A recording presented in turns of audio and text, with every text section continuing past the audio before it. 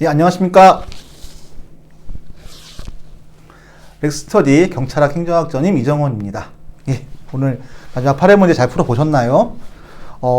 생각보다 뒤에 파트라 그런지, 생각했던 것보다는 약간 평균이 낮아서 조금 좀 당황을 했어요.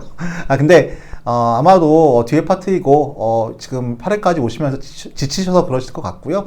근데, 이 보안경찰이랑 외사경찰 파트 같은 경우에는 각각 5% 정도씩 나와요. 매년. 그러면 두 문제씩 나오는 거죠. 물론, 뭐, 모든 경찰학개론 문제들이 그렇지만, 보안 외사 같은 경우에도 나오는 부분만 나오기 때문에, 처음 보는 이론 문제라든가, 아예 처음 보는 조문이라든가, 이런 부분들 때문에 아마도 곤란을 겪으셨던 것 같아요. 이번 기회에 잘 정리하시면 될 것 같습니다. 너무 걱정하지 마시고요. 그리고 오늘 수정사항 하나 있죠. 예.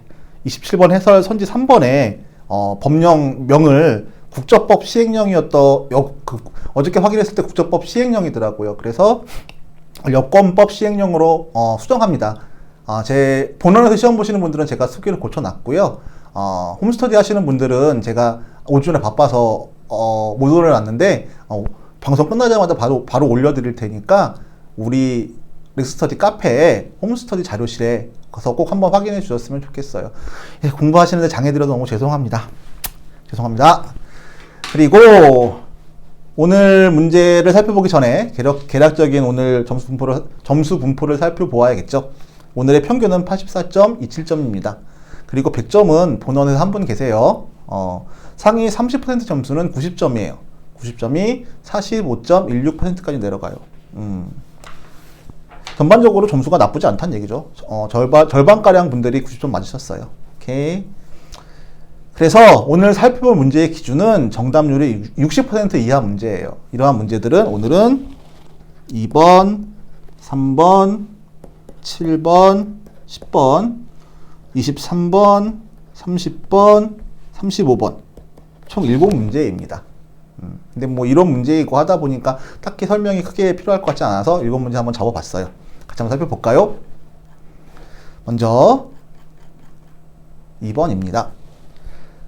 예, 2번 간첩의 분류에 대한 설명으로 가장 옳지 않은 것입니다. 가장 옳지 않은 것은 이 문제는 말씀드렸죠. 문형사에서 출간된 2021년 대비 경찰 실무 종합 심화 응용에서 따온 문제입니다. 아마도 처음 보신 문제라서 그래서 좀 당황스러우실 수 있어요. 예. 이 내용은 제가 해설 1페이지죠. 해설 1페이지에 표로 정리를 해 놓았으니까 표로 정리해 놓으신 걸 제가 원용을 한 거겠죠. 예. 그렇게 해 놨으니까 한번 잘 정리해 주셨으면 좋겠어요. 오케이? 한번 가볼까요? 현재 1번 일반 간첩은 기밀의 탐지, 수집, 전달 등을 임무로 하는 가장 전형적인 간첩이다. 맞죠? 이게 일반 간첩의 정의예요. 배회 간첩은 일정한 주거 없이 전국을 배회하면서 임무를 수행하며 배회 간첩이니까요. 합법적인 신분을 취득하면 어떤 간첩으로 변할 수 있을까요? 고정 간첩으로 변할 수 있죠. 여기서 틀렸어요. 고정 간첩으로 변할 수 있는 거예요. 공행 간첩은, 고정 간첩은 뭔지 아시겠죠? 그냥 들어와서 일반인처럼 생활을 하면서 간첩 행위를 하는 사람들을 고정 간첩이라고 얘기하잖아요. 그러면 공행 간첩은 뭔가요? 공행 간첩은 밑에 나오죠. 공행 간첩은 타국의 공용의 명목하에 입국하여 합법적인 신분을 갖고 이를 기화로 상대국에 대한 각종 정보를 수집하는 것을 목적으로 하는 간첩을 말합니다. 공용의 명목하에 입국하는 거죠. 공식적으로. 오케이? 이해되셨나요? 맞아요. 그 다음에 증원 간첩은 이미 구성된 간첩망의 보강을 위해 파견되는 간첩 또는 간첩으로 이용할 양민 등의 납치, 월북 등을 주된 임무로 하는 간첩을 말합니다. 오케이? 처음 보셔서 아마 개념들이 잡히지 않으셔서 그러실 거니까 너무 걱정하지 마시고 정리하시면 되겠고요. 이 문제의 정답률은 60%예요. 60%의 분들이 2번을 찾아주셨고 매력적인 오답은 4번입니다. 4번은 30%의 분들이 찾아주셨는데 앞에 전단 같은 경우에 뭐 간첩망의 보강을 위해 파견된 간첩 또는 이 앞쪽이요. 이미 구성된 간첩망의 보강을 위해 파견되는 간첩을 증원 간첩이라고 보실 수 있죠. 이거는 상식적으로 납득이 가능하시죠. 근데 뒤에 이제 간첩으로 이용할 양민 등의 납치, 월북 등을 주된 임무로 하는 간첩, 이것이 증원 간첩에 해당하지 않을 것이라고 생각하신 것 같아요. 아마도 어차피 이거는 알면 한번 보시면 틀리지 않으실 문제니까 이번 기회에 잘 정리해 주셨으면 좋겠습니다. 오케이. 3번 문제입니다. 3번 간천망의 형태에 관한 다음 설명 중 옳지 않은 것은 모두 몇 개인가? 역시 옳지 않은 것을 찾는 문제네요. 보기 가, 간천망은 포섭된 삼각형은요. 죄송합니다. 간천망 중에 삼각형은 포섭된 공작원 간 횡적 연락을 통해 보안 유지가 잘 되고 일망타진 가능성은 적지만 활동 범위가 좁고 공작원 건 것이 간첩의 정체가 쉽게 노출된다. 뭐가 틀렸나요? 횡적 연락을 막는 거죠. 차단하는 거죠. 그게 삼각형이죠. 통해 아니고 차단이란 말이죠. 차단. 보기나 서클형은 지하당 구축에 많이 사용되는 형태로 간첩 활동이 자유롭고 대중적 조직과 동원이 가능한 반면 간첩의 정체가 폭로되었을 때 외교적 문제가 야기될 수 있다. 이 앞에 지하당 구축에 많이 사용되는 형태가 뭔가요? 얘 삼각형이잖아요. 그죠? 그래서 틀려요. 그리고 보기 다 단일형은 보안 유지 및 신속한 활동이 가능하며 활동 범위가 좁고 공작 성과가 비교적 낮다. 그 다음에 보기라 피라미드형은 일시에 많은 공작을 입체적으로 수행할 수 있고 피라미드형이니까 삼각형을 기본으로 해서 그죠? 피라미드형은 간첩이 주공작원 두세 명을 놓고 그 밑에 또 두세 명을 놓고 이런 식으로 피라미드 형태로 나아가는 거잖아요. 그러니까 한 명의 의사에 따라서 일시에 많은 공작을 입시적으로 수행할 수 있겠죠. 오케이? 활동 범위가 당연히 넓겠고요. 그리고 행동에 노출이 쉽고 일망타진 가능성이 높죠. 많이 보이니까. 그리고 조직 구성에 많은 시간이 소요되겠죠. 오케이? 맞아요. 레포형은 피라미드형 조직에 있어서 이거 삼각형이나 이런 걸로 많이 바꾸죠. 저도 지금 보기라 보면서 약간 헷갈렸어요. 그죠? 레포형은 피라미드형 조직에 있어서 간첩과 주 공작원 간 행동 공작원 상호 간에 연락원을 두고 종이행무로 연결하는 방식을 말합니다. 오케이? 그래서 옳지 않은 것은 3개이고요. 이 문제도 역시 2021년 대비 경찰 실무용합 심화 음용에서 원용한 문제입니다. 3개이고 정답을 골라주신 분은 60%의 분들이 계세요. 그리고 매력적인 오답은 2번이었어요. 30%의 분들이 틀린 것이 2개라고 보셨는데 아마도 보기 가에서 이렇게 함정을 판 문제가 그렇게 많지 않잖아요. 우리가 간첩망 문제들은 많이 봤는데 삼각형에서 횡적 연락을 차단하는 것을 이렇게 꼬아왔던 문제들은 많이 보지 못했던 것 같아요. 그래서 여기서 아마 헷갈리셨을 수도 있고 그 다음에 서클형 보시면서 그냥 지하당 구축에 많이 이용되는 형태라고 그냥 생각하실 수도 있을 것 같아요. 오케이?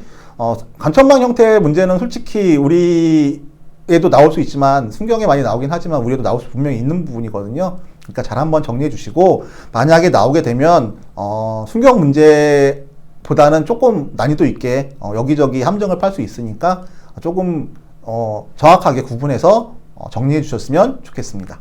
오케이? 되셨나요? 그 다음 문제 7번이죠. 7번.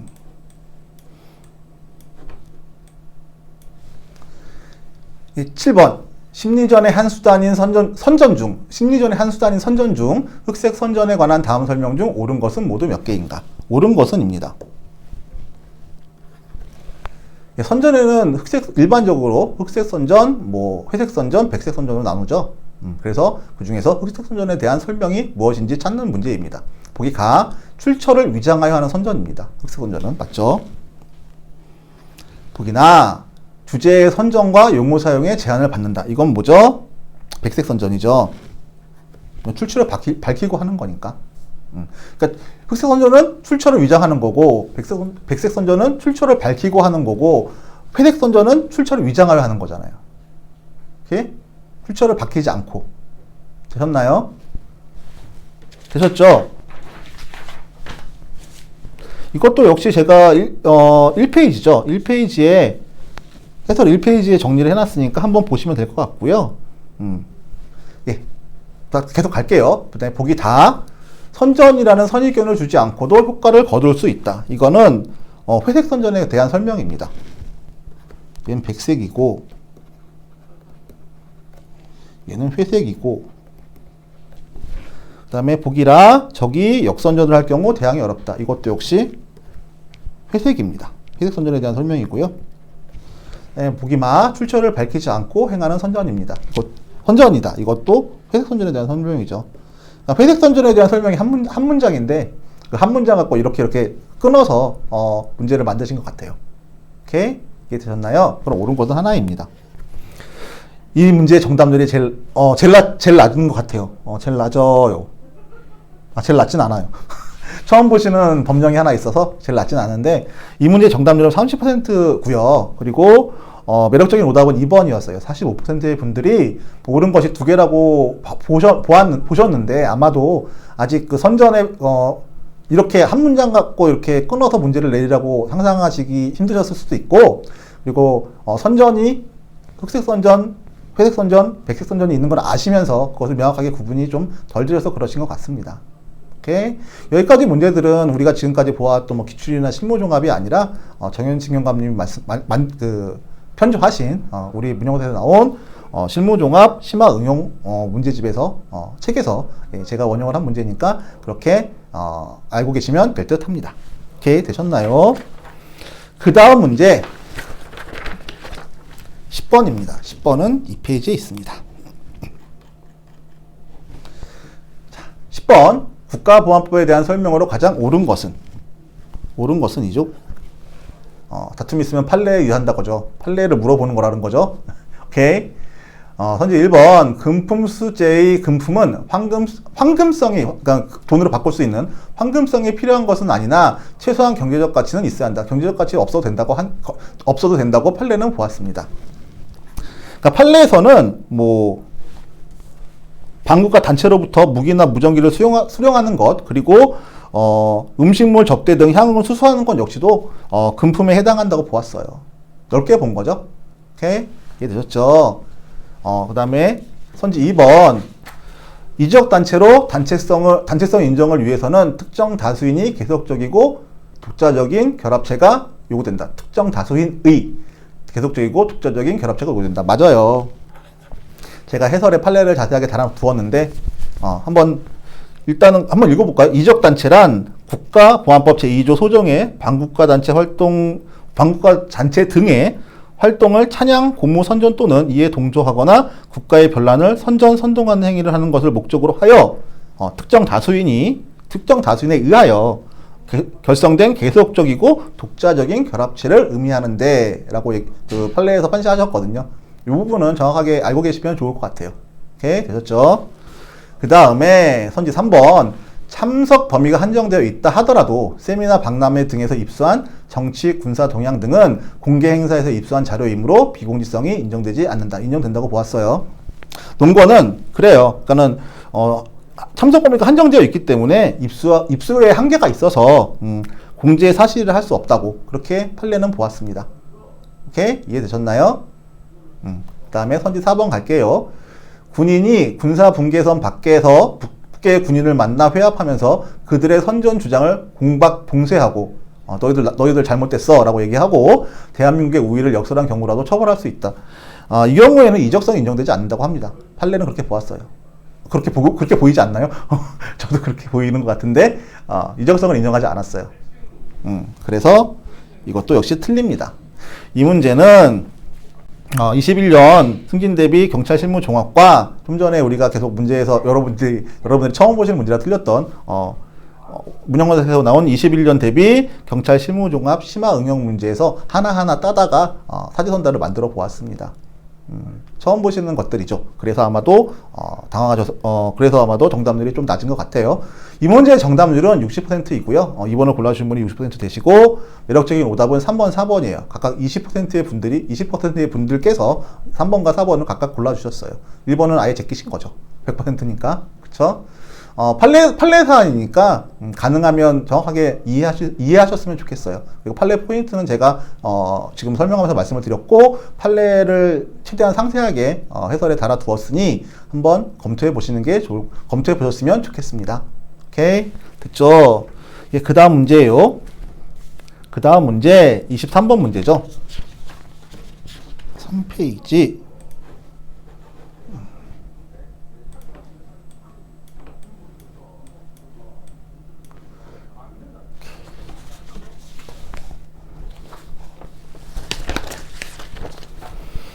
네, 23번 문제입니다. 23번 다문화 가족 지원법에 대한 설명으로 가장 옳지 않은 것이죠. 이 문제는 2021년 승진 대비 경찰 실무 종합 문제예요. 일단 다문화에 대한 접근을 우리가 많이 문제를 풀어봤잖아요. 그래서 확장해서 다문화 가족 지원법이 나올 수도 있겠다라고 생각이 들어서 실무 종합에서 원용을 해보았습니다. 오케이? 되셨나요? 한번 보죠. 자, 선지 1번 다문화 가족이란 제한 외국인 처우 기본법 제2조 제3호의 결혼 이민자와 국적법 제2조부터 제4조까지의 규정에 따라 대한민국의 국적을 취득한 자로 이루어진 가족 또는 국적법 제3조 및 제4조에 따라 대한민국 국적을 취득한 자와 같은 법, 국적법 제2조부터 제4조까지의 규정에 따라 대한민국 국적을 취득한 자로 이루어진 가족 중 어느 하나에 해당하는 가족을 말한다. 오케이? 맞아요. 개념이에요. 얘는 다문화 가족 지원법 제2조 제1호 규정 내용입니다. 그 1호에 감옥, 남옥 이렇게 되어 있거든요. 그리고 2번 다문화 가족 지원법상 아동 청소년이란 24세 이하인 사람을 말한다. 얘도 맞고요. 얘는 2조 제3호 규정 내용입니다. 3번 국가와 지방자치단체는 결혼 이민자 등의 배우자 및 가족 구성원이 결혼 이민자 등의 출신 국가 및 문화를 이해하는 데 필요한 기본적 정보를 제공하고 관련 교육을 지원하여야 한다. 이거는 기독행위가 아니라 재량행위예요. 할 수 있다입니다.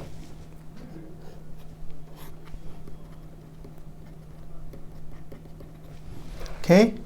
답은 3번이고요. 얘 근거 조문은 다문화 가족 지원법 6조 2항 규정 내용입니다. 이걸 보면 뭘로 알 수 있나요?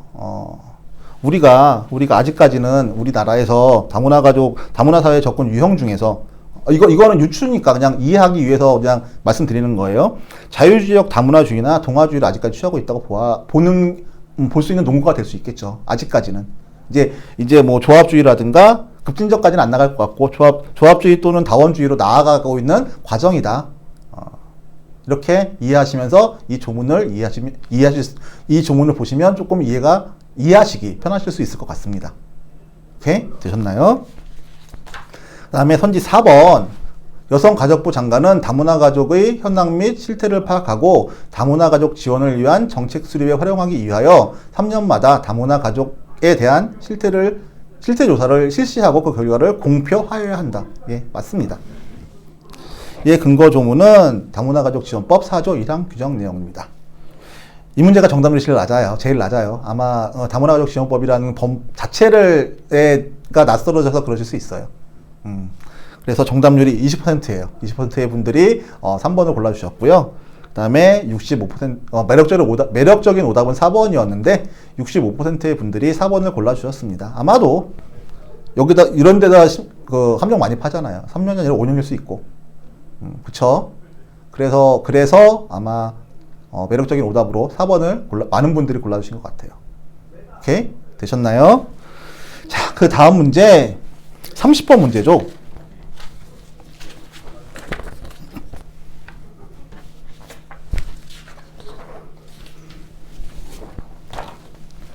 4페이지에 30번이 있습니다. 예, 좋아요. 자, 30번. 출입국 관리법에 대한 설명으로 가장 옳은 것은입니다.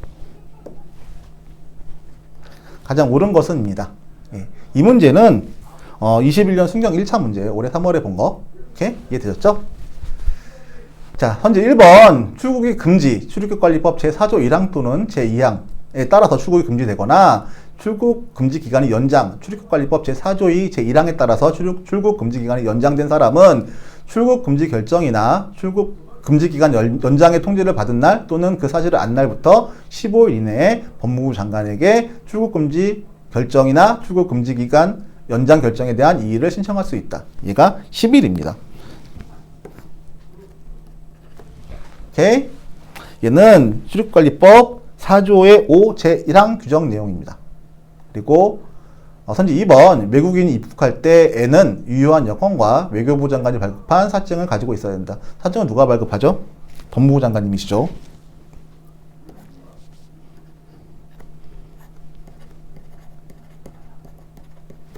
네, 법무부 장관님이 발급한 사증을 가지고 있어야 해요. 오케이. 수사기관이 출입국관리법 제4조의 6 제3항에 따른 긴급 출국 금지 승인을 요청한 때로부터 12시간 이내에 법무부 장관으로부터 긴급 출국 금지 승인을 받지 못한 경우 법무부 장관은 출입국관리법 제4조의 6 제1항의 수사기관 요청에 따른 출국 금지를 해제하여야 한다. 네, 맞죠? 이의 근거 조문은 출입국관리법 4조의 6 제4항 규정 내용입니다. 4조의 6 3항죠. 조문 달아놨으니까 자세히 한번 살펴보시는 게 좋을 것 같아요. 그리고 2번은 선지 2번의 근거 규정은 출입국관리법 제7조 1항 규정 내용입니다. 예, 선지 4번 갈게요. 법무부 장관은 소재를 알 수 없어 기소 중지 결정이 된 사람 또는 도주 등 특별한 사유가 있어 수사 진행이 어려운 사람에 대해서는 6개월 이내의 기간을 정하여 출국을 금지할 수 있다. 이거 3개월이죠. 출입국관리법 4조 2항 제2호 규정 내용, 제1호 규정 내용이죠. 제1호 규정 내용이죠. 이거는 아마 많이 보셨을 거니까 이거를 고르신 분들은 또 있어요. 이거는 많이 보셨던 규정 내용이니까 헷갈리지 않았으면 좋겠습니다. 오케이. 우리 4조 2항 자주 나오죠. 그 출국 금지 기간들이잖아요. 내국인의 출국 금지 기간들. 오케이. 이거는 잘 구분해서 암기하셔야 될 부분들은 암기하셨으면 좋겠어요. 오케이. 그래서 이 문제의 정답률은 50%예요. 50%의 분들이 3번을 잘 찾아주셨고 매력적인 오답은 1번인데 30%의 분들이 찾아주셨는데 15일을 처음 보는 조문이라서 15일을 맞다고 생각하신 것 같아요. 오케이? 되셨나요? 예. 그러면 오늘의 마지막 문제죠. 35번 가겠습니다. 35번이 잘려있네요. 시험지랑 같이 봐주셨으면 좋겠어요.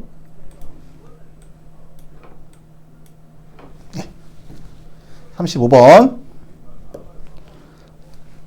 자, 35번. 경찰청 범죄수사 규칙상 외국인 등 관련 범죄에 관한 특칙에 대한 설명으로 가장 옳지 않은 것은입니다. 가장 옳지 않은 것은 선지 1번. 이 문제는 2021년 승진 대비 경찰 실무종합 변형 문제예요. 왜 변형을 했느냐? 경찰청 범죄수사 규칙이 개정이 되었어요. 그래서 조문들이 바뀌고 조문 내용이 약간씩 변화가 있었기 때문에 그 실무종합에 있는 원형 그 내용들을 가지고 바뀐 조문들로 바꿔놓은 문제입니다. 오케이? 됐죠? 자, 선지 1번. 대한민국 항내의 안전을 해야 할 때, 대한민국 항내의 안전을 해야 할 때 경찰관은 외국인 등 관련 범죄의 수사를 함에 있어서는 국제법과 국제조약에 위배되는 일이 없도록 유의하여야 하겠죠. 맞죠? 이의 근거 조문은 경찰청 범죄수사규칙 제214조 1호 그 다음에 207조 규정 내용입니다. 오케이? 되셨죠? 그 다음에 현재 2번 경찰관은 외국인 등 관련 범죄 중 중요한 범죄에 관하여는 미리 경찰청장에게 보고하여 그 지시를 받아 수사에 착수하여야 한다. 다만 급속을 요하는 경우에는 필요한 처분을 한 후 신속히 경찰청장의 지시를 받아야 한다. 이전에 맞는 조문이었잖아요. 그죠? 근데 요번에 국가경찰과 자치경찰의 조직 및 운영에 관한 법률에서 보면 알 수 있듯이 우리가 국가수사본부장님이 계시죠. 그리고 경찰청장님은 원칙적으로 수사에 1차적으로 지휘할 수 있는 권한이 없으시잖아요. 이게 원칙적으로. 그렇기 때문에 이게 경찰청장님이 아니고 국수본부장님이세요. 국가수사본부장.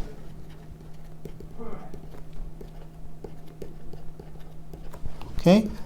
그러다 보니 미리 보고하여 지시 받는 대상도, 그러니까 누구에게 보고를 하고 지시를 받아야 되는지도 국가수사본부장님이시고, 그리고 처분한 후에 지시를 받아야 하는 그런 대상도 역시 국가수사본부장님이세요. 네, 개정사항이니까 알아두시길 바랍니다. 예, 이거의 근거 조문은 범죄수사규칙 208조 규정 내용입니다. 오케이. 선지 3번 대한민국 영해에 있는 외국 선박 내에서 중대한 범죄가 행하여졌을 때 경찰관은 외국인의 조사와 체포 구속에 있어서는 언어 풍속과 습관의 특성을 고려해야 한다. 맞죠? 얘는 조문 위치만 바뀌었어요. 그래서 범죄질서규칙 214조 제3호 그리고 215조 1항 규정 내용입니다. 오케이. 4번 경찰관은 외국인에 대하여 구속영장 그 밖의 영장을 집행하는 경우 번역문을 첨부할 수 있다였거든요. 첨부하여야 한다로 바뀌었어요. 기속으로 바뀌었어요. 이거는 범죄수사규칙 218조 제1호 규정 내용이에요. 오케이.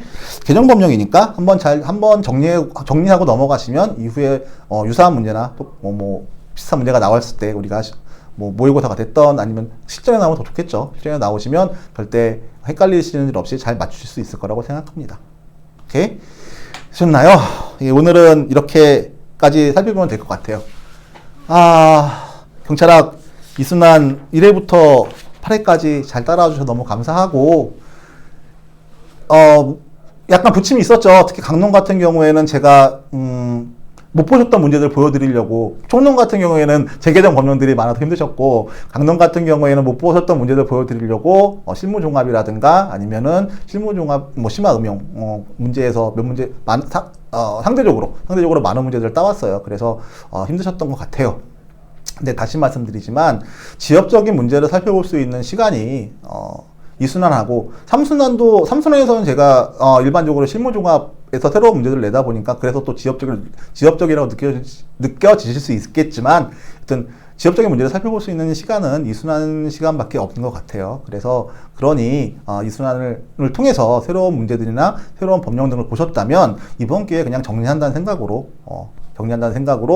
문제를 검토해 보시면 될 듯 합니다. 예.